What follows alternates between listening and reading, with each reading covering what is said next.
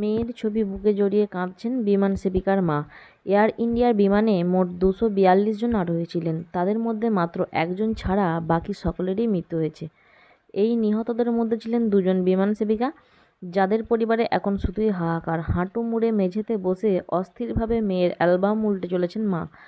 একবার মেয়ের চাকরির প্রথম দিনের ছবি, তো আরেকবার ছোটবেলায় স্কুলে যাওয়ার ছবি দেখিয়ে মেয়েকে ফিরে পেতে হাপুস নয়নে কেঁদে চলেছেন।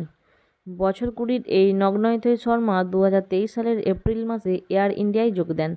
যেদিন মেয়ে চাকরি পেয়েছিলেন সেদিন গোটা পরিবারে খুশির সীমা ছিল না। বিমান দুর্ঘটনায় খবর পাওয়ার পরও নগ্নথয়ের মা বিশ্বাস করতে পারছিলেন না যে মেয়ের সঙ্গে সকালেই কথা হলো, কি করে তার সঙ্গে এমন হতে পারে।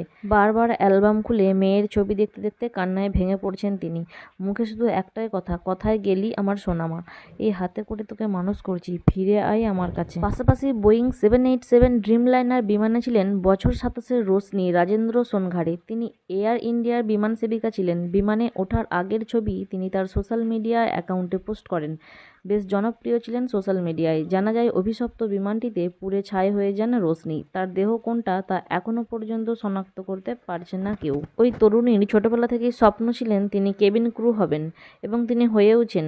তার পাড়ায় তার এয়ার ইন্ডিয়ার পোশাক ছিল গর্বের বিষয়। পাড়ার সকলেই তাকে নিয়ে গর্ব করতেন। এরকম আরও অজানা তথ্য পেতে আমার চ্যানেলটি সাবস্ক্রাইব করতে পারেন এবং ভালো লাগলে লাইক করে দেবেন।